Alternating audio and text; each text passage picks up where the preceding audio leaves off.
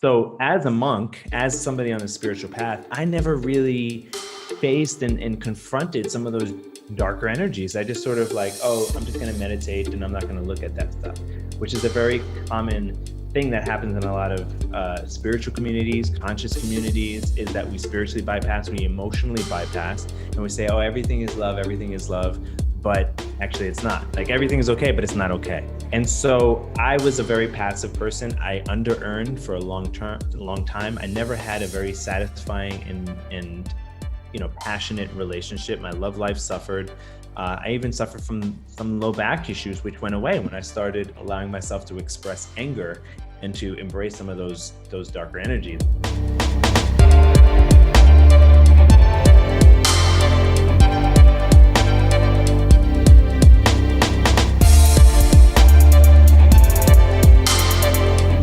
Here with Abe Heisler, Abraham Heisler. I call him Abe. I feel like he's a friend of mine. He has a 3-letter word like Ray. And he's a coach and he's a guide. He's a consultant. He's a teacher. I even call him a professor, as I was part of one of his courses yesterday. And he has some amazing insights on the way he views things and then teaches them to people.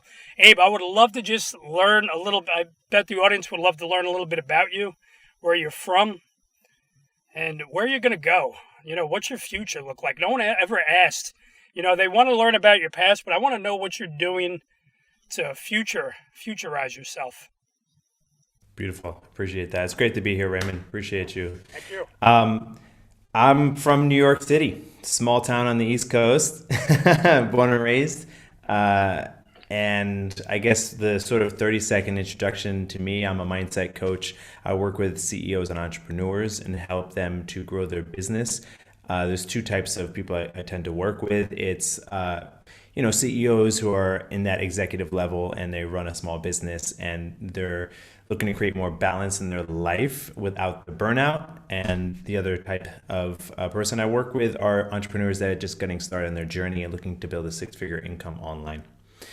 And the way I work with people, being a mindset coach, I first and foremost help people to understand what are some of the stories and the narratives that are running their psychology and creating the results that they're getting in their life. And of course, if they're not getting positive results, if they don't have the financial reality, the love and the health that they absolutely want, then there's something that's going on a psychological level. So we take a look at that and we make the unconscious conscious, as Dr. Carl Jung used to say.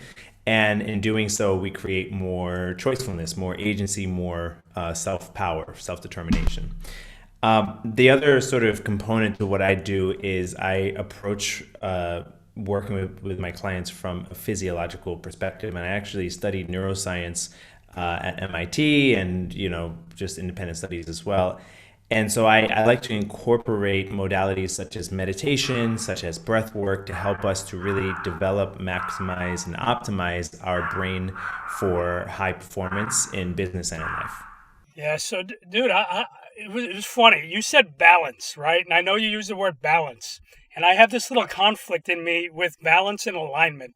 Are they the same things, or what are your thoughts on that? Because I hear people say balance a lot. And for me, like, I know just myself, like I explained before, I live in the city and live upstate New York, but it's like I never have balance. I'll have alignment because I'll know what my emotionally regulate myself at certain times. Sometimes it dials up, sometimes it dials down.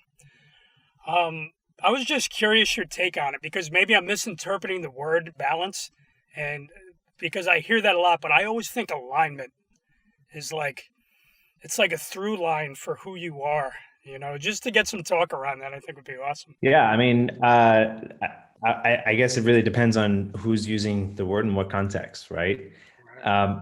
One of my mentors, we just spoke about him a moment ago, this guy, David Nagel, he says, you're always in alignment. It's not that you're ever outside of alignment. You're always in alignment with, again, what are the stories, the narratives, the belief system that you currently hold that's operating on an unconscious level, because whatever's happening in your life is going to be in alignment with that, right? It's kind of like the NLP thing around, when people say, oh, I need strategies for success, it's like you're already implementing certain strategies. It's just those strategies aren't working. So we got to figure out what are some other strategies that you can start to implement into your life, into your business to get what it is that you do want. So this whole concept of alignment, for me at least, I've looked at it differently from, seeing it as this thing where it's like, I'm either in alignment or I'm not in alignment. In terms of balance, for me, so let's just back up for 1 second. The 3 key words that really run my life and run my business is balance, flow, and power. Balance, love, and power, right? No, balance, flow. Oh, balance, flow, and power. Awesome. Balance, flow, and power. Mm-hmm. And, for me, balance is, it's just, for me, it's like, it's the middle path, right? The Buddha, I got statues of the Buddha behind me. So obviously Eastern philosophy, Buddhism plays heavily into the work that I do. But, the Buddha said a string that's tied too tight is going to snap. Too slack, it doesn't play music. So you really have to find that middle ground. And I really do believe everything is a matter of finding the balance, right? Between the masculine and the feminine, between the hard and the soft, between being aggressive and passive, the balance, the middle line is being assertive, as we spoke about in my class yesterday. So when we have balance, then we can move our life into flow and generate power. So I think probably a lot of people would hear me say that and they'd be like, oh, yeah, right. That's, for me, that means alignment. So I guess for everybody it means something different. I guess, it's up to the discretion of the person using the word, but that's my interpretation. Yeah, it's like tomato, right? It is. Yeah, right. You say it the same way, but for some reason I had this niggling, an English term, niggling inside of me. I was like, I got to ask this because I kind of want to know, right? And it's okay to be vulnerable and transparent and say, let's spit shine this. Let's see if this is really silver. You know what I mean? I think it's an interesting question, though. Yeah. Awesome, man. Yeah, no, it's cool because where you're at it's interesting because I'm recently doing work with Dr. Jason Selk and learning like mindset, and he had a book. I forgot, Executive Toughness, and it was interesting. He talks about doing all these 3 things instead of focusing on the one thing. And now it's funny when you write a book later, you'll look back. I talked to some people and they're like, I wish I didn't write that in that book, but it's funny. We're all on an embryonic journey, right? And I'm not advertising polar seltzer. I just happen to have a polar seltzer. But it's funny. We go on that embryonic journey and we look back at our past and we're like, yeah, we might have said that. We might have misspoke, but we're all constantly earning that learn. Right? And like that silence I just had was the space between that earn and that learn, because we got to let things sit subconsciously. It's like when I got to know Abe back in the day, I watched an awesome interview with him. And dude, I was like, I like this guy. This guy's pretty cool. You know what I mean? Usually I don't like people at first, and then I like them. I'm like, there's something I don't like about this guy, but then it adapted to like. I'll be completely. It's how I'm. Like a romantic comedy. Huh? Like a romantic comedy. Yeah, and it's interesting how that happens. And but it's like you're right. You are aligned with where you're at, right? But balance, flow, and power. I love that. I want to look into that later and earn the learn on that. But dude, I want to talk about, I was in one of your courses yesterday, and I want to talk about that transmutation, right? Which is in chapter 11 of Napoleon Hill's book. You did a lot more research than me. I just happened to reread it again this morning. I was like, I got to read that for some reason. It was itchy. It was itching my brain again. Yeah. So there's a book called Think and Grow Rich.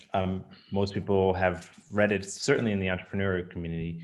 And in that book, chapter 11 is a chapter called The Transmutation of Sexual Energy, which is a chapter that most people either kind of just whatever, like, this book is old. It's just one of these old school things, or it's like occult and mysterious. And it baffles a lot of people. It's funny because I say that, but at the same time, you speak with a lot of successful people and there's some unconscious knowing that working with sexual energy is a part of success. And maybe they're not cognizant of it, that they can teach it, kind of like I'm now teaching this idea, but they understand on some level that there's something about sexual energy that's imperative for creative energy, for being able to create success in your life and in your business.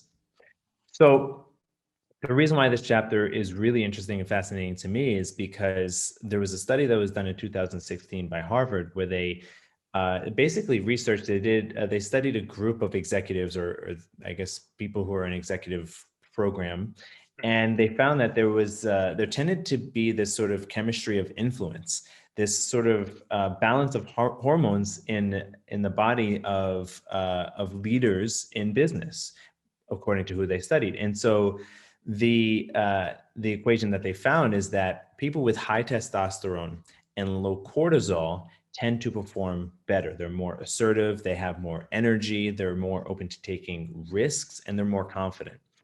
And what's interesting about that is testosterone is a hormone that's produced in the gonads for men and ovaries for women, the sex organs, right? And it's a misconception to think that testosterone is only for males, because it's also in women. It just doesn't fluctuate as much as it does in men. And so when I read that study, it was almost like this is a confirmation of that idea of channeling and generating sexual energy and then channeling it into something positive, right? And what's interesting about that, also, I can talk from my own experience. For most of my adult life,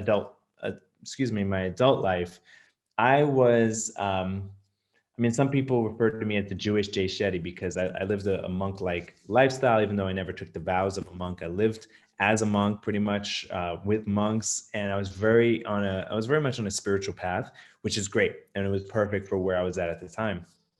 However, when I went into having a career and made a decision to be in the world and to move forward with my mission in life, which is to inspire and empower 1 billion people, I didn't have the success that felt resonant, felt in alignment with what it is that I truly desired, right?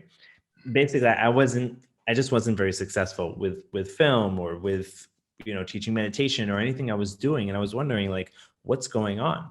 And the reason is, now that I'm looking back, I can see that the reason is that I wasn't very assertive, right? I would sort of think of what I wanted and I would ask a few people and I would move in a certain direction, but I wasn't taking massive action. I wasn't channeling sexual energy. I wasn't owning my balls, as we say in men's work, which is actually what it is that we're supposed to do, right? Both men and women. I want to be clear. I'm not saying that this is only for men. In fact, there's a whole, I've even done studies and I've worked with a lot of women who have gone through this process of self-empowerment by getting over some of the shame that we have associated with sex. And that's really what it comes down to. So another triangle to give you guys is the triangle of money, sex, and power. And the reason why those three energies are related, well, first, let's go into the woo-woo. Those are the base chakras, right? The Muladhara, Swadhisthana, Manipura chakra, which are the energy centers in Eastern philosophy, Eastern thought, which basically is like the lower energies of life. And then as you move up, you get towards, love and divine consciousness and these types of things, right?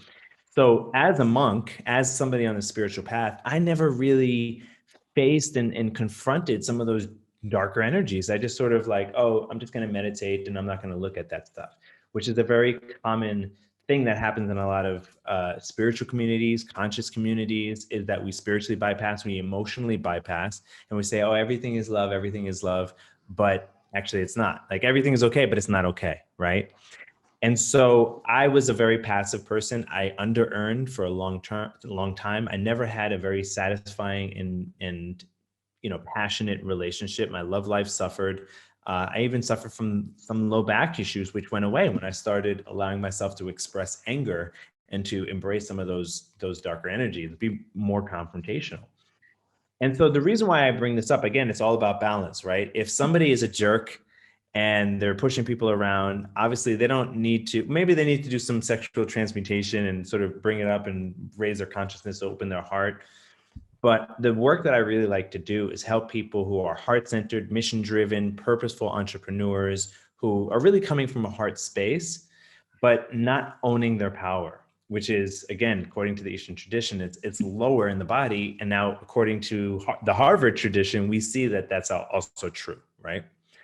So in a nutshell, this idea of money, sex, and power, and confronting the dark side and playing with that energy in order to find more balance in their life, in order so that we might be able to have more income, more impact, increase our ability to really express what it is that we're meant to do on this planet. There's more. I mean, like, there's a lot more research I want to do around this, but I've been in a lot of communities where women have explored their sexuality and, you know, really tapped into a power where they're able to overcome that shame. Because really, it's shame that holds us back from achieving our purpose. And I think when we did that interview with Christina a little while back, again, I was talking about this thing around how shame comes in and stops us from really standing up and living a powerful life of power. Yeah. And so it's absolutely important for both male and female to take a look at, you know, what are those stories of shames that we have in our psychology, you know, and I mean, it's great to go to a therapist, but obviously as a coach, I don't, you know, I'm not going to talk about you and your mother and what happened when you were 3. I'm more interested in, okay, let's create a new story. Let's empower people to take action and to achieve the life that they deserve. Yeah. Yeah, no, I love it, man. And that, it's what a lot of women need to hear too. You know, men need to hear it too. Men need to find their, exactly. If you're watching this, I am holding balls, you know. But we are in the law of duality. Like Abe states, there's darkness and light. And through your darkness, you find your light, right? I smile. I'm happy most of the time, right? When I'm not, I will be assertive about it. You know, I'll let you know that I don't agree with you at all, man. I love what you're saying to me, but I do not agree with you. You know, and it depends, like, on a contact. If me and you disagreed, I'd still want to keep that formality of like, Abe, I love you, brother. I don't agree, but could you help me see why I don't agree? You know, but maybe when I'm in type A mode, I just got to get to where I need to get, like, right away. But it's also throttling that, right? Emotionally regulating that, because the darkness can destroy you, right? That darkness can totally, like I had, when I was in the city, I had a midlife crisis. And I remember I was living near the BQE on Manhattan Avenue in Williamsburg, just before Grand Avenue. Grand Avenue is known as the Mobster Avenue. I don't know if you know that. But yeah, a lot of mobsters, Sonny Black, all these mobsters lived up there. And I don't want to talk too much about it. But it's just sometimes you got to experience it, right? You got to experience your darkness and have the experiential learning on what it is that's causing that, and then find the roots around it, right? And I know you're good at that. I know, like, when Abe looks at you, it's like a butcher does his meats. You know what I mean? It's like he knows what's going on just by watching you for a few minutes. It's like a UFC fighter. He's like a UFC fighter of coaching, right? The UFC fighter will look at the opponent and say, okay, he's got a weak shoulder, his leg's a little limp, he's got a hard right, I got to watch that right. But he can assess and measure where you're at. And I'm sure also collecting data to truly learn about the other human being in front of you so you can help them on that journey. But yeah, dude, the transmutation is huge. And I'm just starting to get it.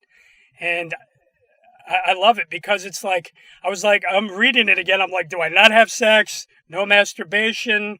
No, you know, do I hold it in for a while and then let it out like Tesla, right? Tesla he never got laid, I don't think, right? Tesla, right? Am I saying, Nicholas Tesla, right? He had that. Like Tesla, yeah. Yeah, he worked on electricity. He wasn't really fond of women. Like, he liked to be alone in his work, in that creative, like, I don't even know what the word I'm looking for, but creative. Creative flow. Yeah, that flow. But it's just interesting, a way to gauge it, right? Because then also Napoleon Hill talks about, like, if you're oversexed, right? Like, at a time in my life where I was like that, and I was like, what am I doing? I'm just chasing a high, right? And it's high, and then it depletes me, and I'm like, what the fuck? You know, yeah, crazy. Well, so here's, I mean, this is if I can just offer like a blanket Please rule, do, man. right? And just know that you might be an exception to the rule. So look, I don't I'm not a sex coach. I have a lot of experience with sex. Yeah. I mean, studying it and from a perspective of. I like the way you said that. That was.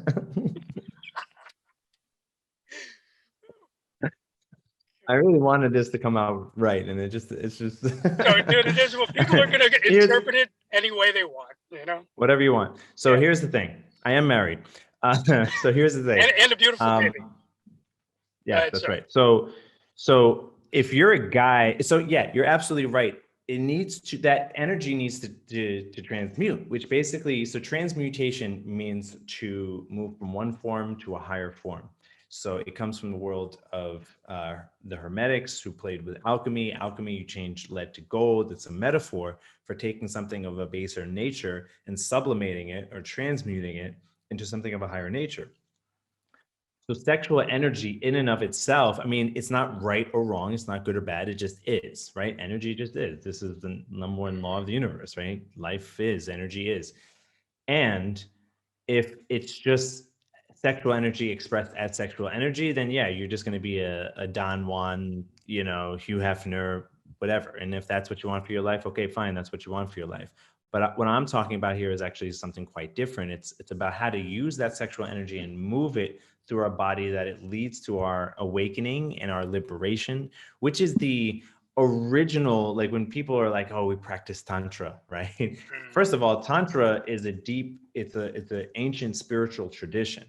And yeah, within tantra there's a branch, because the thing is, everything in tantra is holy, it's divine. Everything in mundane reality, our life can be used to transmute to something of a higher nature, a higher order. And so sex is definitely included in that category.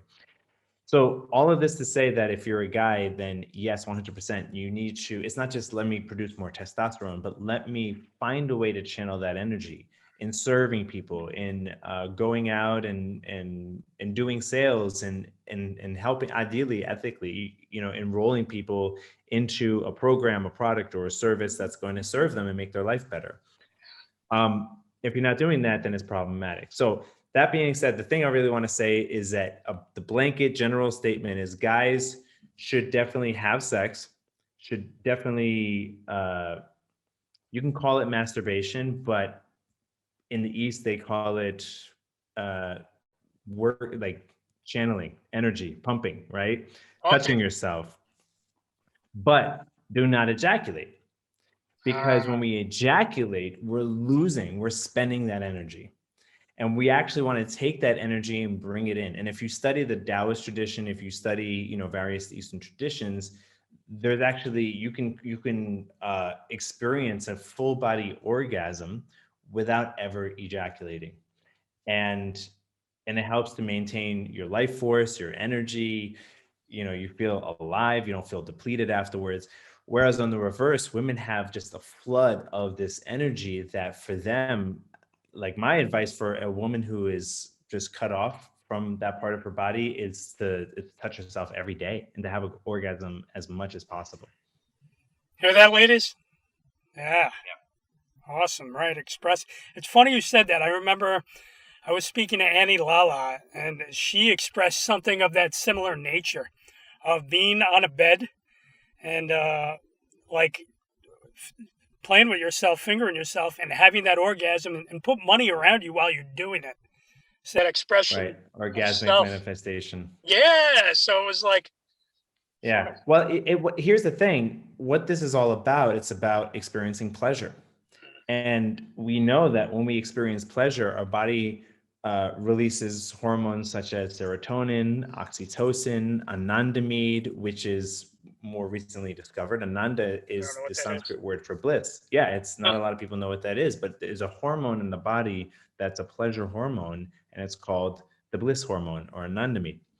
So in life, here's the other little sort of part on this, is that we live in a very masculine society, right? In order, and we spoke about this yesterday in the class, in order to survive and to function, it's like you have to be very logical and come from the place where it's all prefrontal cortex, where it's just this rational analysis and thinking and showing up in a certain way that's like the right way, an ordered way of doing things. And there's nothing wrong. Again, there's no good or bad, right or wrong. It's just that when we don't have balance around that, then we go into this place where we're just constantly work, and we're secreting all this adrenaline. But if we can't switch into the rest and digest, if we can't enjoy and have some of those, like the serotonin, oxytocin I just mentioned, then we go into burnout, and our body gets depleted, our minds deplete, like everything. And so learning how to tap into pleasure, learning how to enjoy ourselves and allow ourselves to have that experience of enjoyment, because many people have this story that, oh, I can't have pleasure, I'm not allowed to, it's shameful, the church, my parents, the this, the that, Church. blah, blah, blah.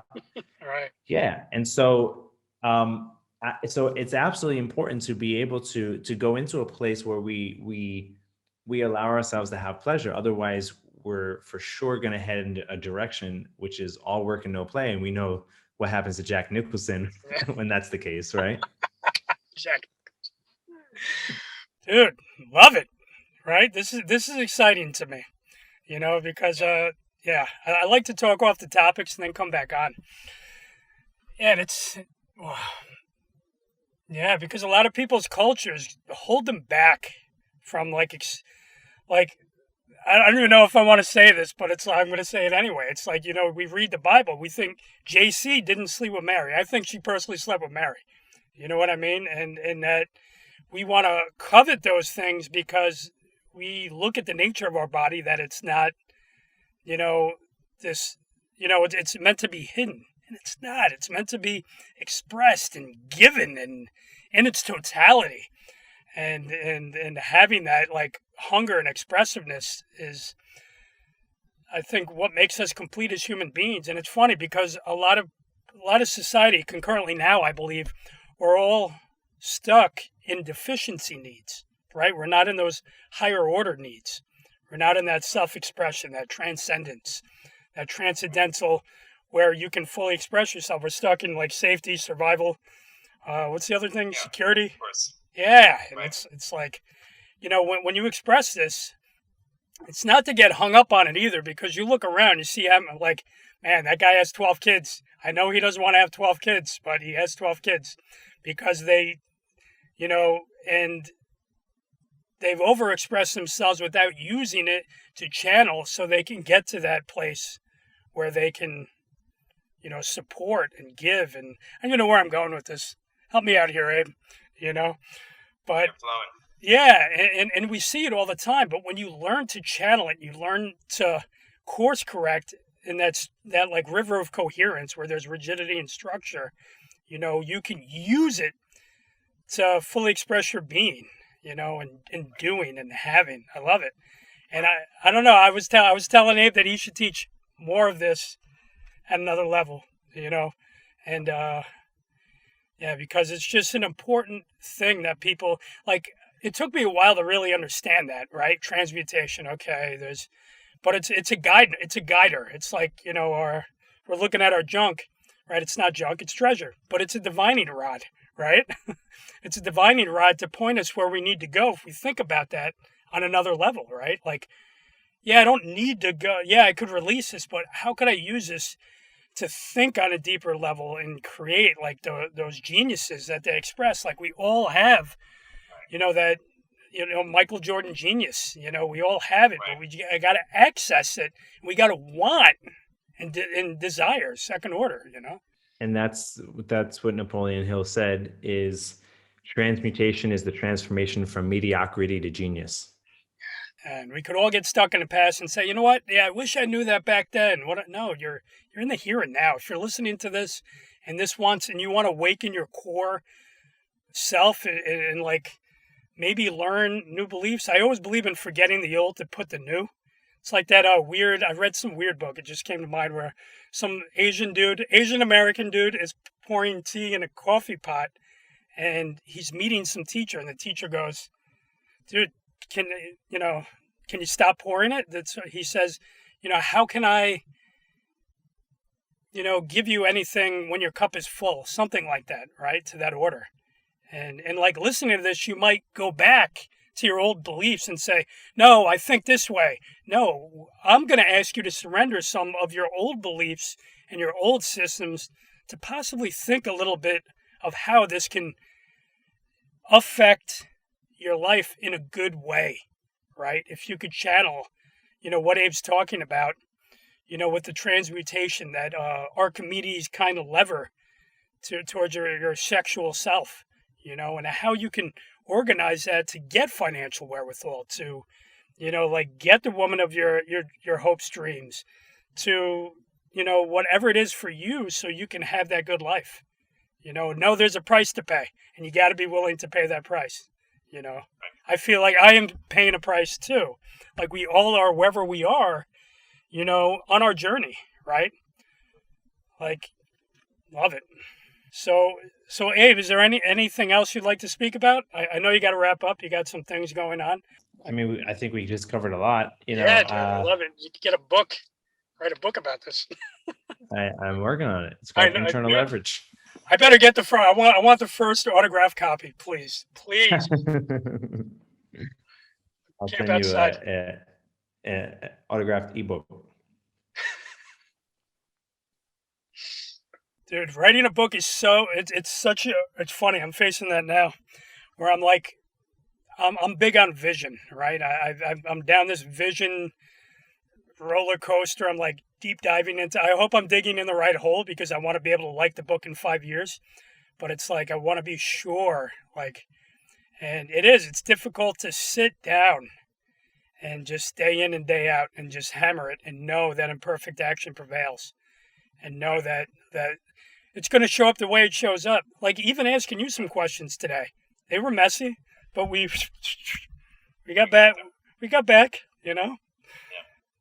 And so tell me about your book, dude, if you don't mind, if you can speak about it. I don't know if it's under wraps. No,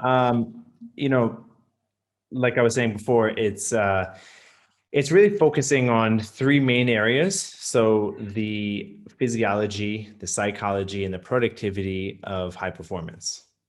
So it's taking a comprehensive approach to show people, to give people the tools to be able to accomplish more by doing less. That's really what my whole internal leverage philosophy is all about. It's inspired by the Aikido masters who, they've just moved their body just very subtly and slightly, and then somebody just goes flying across the room because they know how to leverage their energy, their movement, their time, their focus. And that's really what this is about. It's my 20 years of study of the mind-body connection as applied to business. It's for business owners, entrepreneurs who are looking to reach high levels of impact without burnout. So that's it. That's it in a nutshell. And of course, there's going to be a lot of tangible strategies and protocols, things that you can implement. Dude, so important, man. I mean, especially now, like you can either let this time, right? The media is going to let you believe that this is a time when you need to just let us take control of your life, relax a little bit, just stay there, relax. When we need to impose our 100% response ability to like putting a business online or just speaking your truth, and like expressing that and not listening to the small self, man. I love it, dude. 100%. Because people need to hear it, man. There's times where I'm like burnt out. I'm like, oh my God, I just got to go for a massage. I got to do, it's like concurrently I'm on day 52 of 75 hard.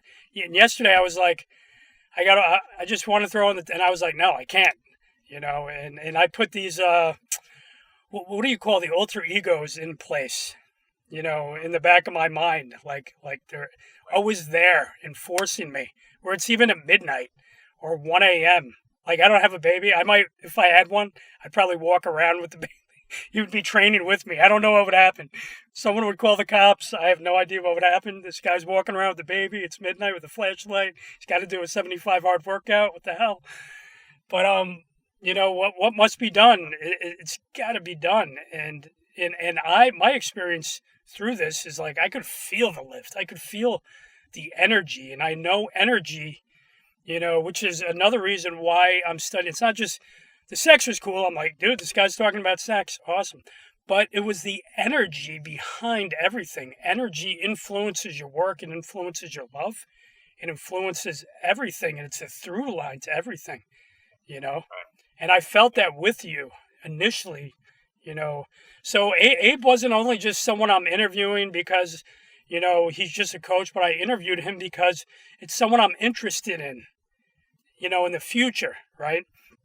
As coaches, I have a few coaches. I'm sure Abe has a number of coaches, and we're all, using their tools and resources to make us better. And one thing I advise, not just because I'm a business guy, but it's because I believe when you have someone in your corner, rooting you on when you're not willing and able to do that last push up, and they're like, dude, you got it.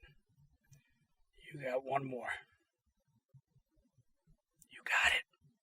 And you hear that whisper becomes that flame that gives you that roar, man.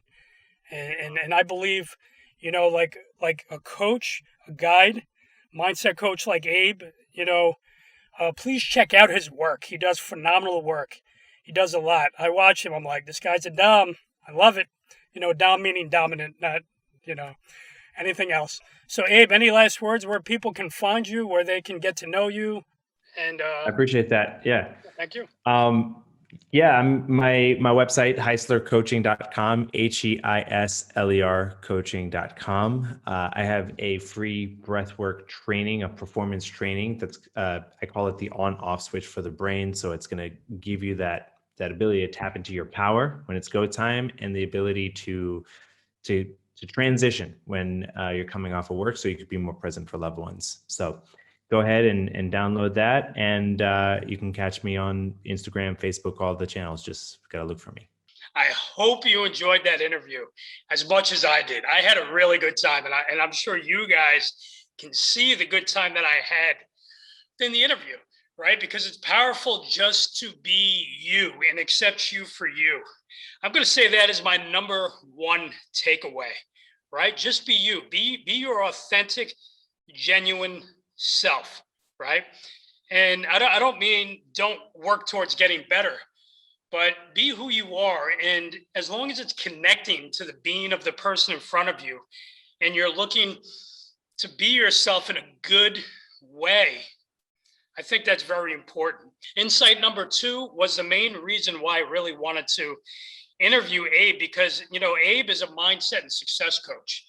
And he's been doing this for a very long time. He's literally, they call him the Jewish Jay Shetty, right? If you look up who Jay Shetty is, I don't know too much about Jay Shetty, but I know he's like a famous monk online.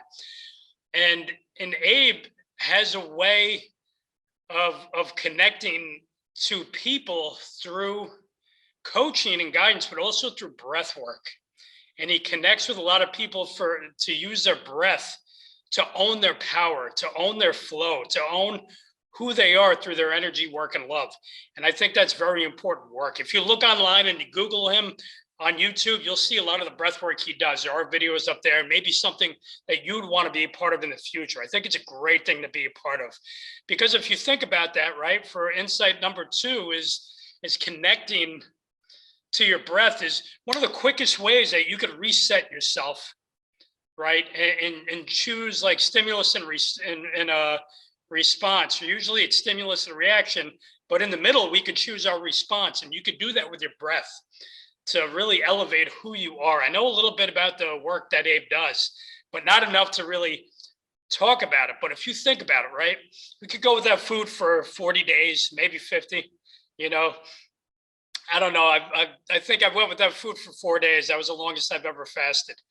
But we can't, for 40 days. And then it's, right, what is it? Water for 7, I believe 7 days. Never went out with water for 7 days either.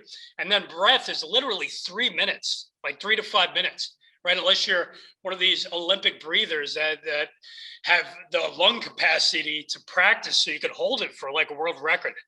But your breath is one of the quickest ways to reset, your mind, body, your physiological way. It connects your mind and your heart and your mind and your body. And I may be getting that a little wrong, but it's the quickest way to reset yourself is with your breath, right? Your breath. Insight number 3 is connecting, right? Truly connecting with somebody. As you can see during the interview, it was easy for me to connect. I'm just being myself. He was a New Yorker, so he understands like the New York state of mind. And, Abe Heisler is kind of like his way is Wu-Tang to woo-woo, right? That's his transition, his theme, his thematic premise of who he is and how he teaches. And he has kind of a rhythm and he has a style of how he does things. And I think that's very important, right? He's if you watch him, he transmutates who he is and the power that he exudes, right? If you watch the way he looks at me and studies, and I'm kind of like a big kid, just listening to him and smiling and just enjoying it, right? So, these are the insights. Insight number 4, be willing to explore things. I don't think we do that enough. Like, if you listen to some of the questions that I asked in there, I kind of just threw questions. I wanted to know what balance and alignment to me. A lot of people use the word balance, right? And to me, it was different. I believe when you walk, you're in alignment, right? Because and in a way you're always balancing, but again, it's like tomato, and we say things and think different ways. And sometimes just want to explore that and see how he thinks about something and how I think about something, right? Because I truthfully don't believe there's any balance, right? There's an alignment, and that alignment is always with you. It's just what you're paying more priority. But I loved his way, the way he spoke about it and figured it out, right? And that to me is an insight, is just be willing to be wrong, be willing to fail, be willing to use that as a test to get better. Ask questions. We don't ask enough questions. We just settle for what we know. And we look at that as our concrete thinking. When instead of saying, I know, be open to explore and learn more, man. You'd be surprised what else you could figure out and add to your queue, of like, oh, let me add that. That's interesting, and take, instead of just being stuck in the know, right? Insight number 5, right? What is your deepest insight? I would love to hear what you guys thought of what your deepest insight, down below in the comments, right? Tell me what you thought was a deep insight for you and how you're willing to explore that, what you're willing to do, maybe who you're willing to hire or invest in to explore something else, right? Because we all have to learn from masters, right?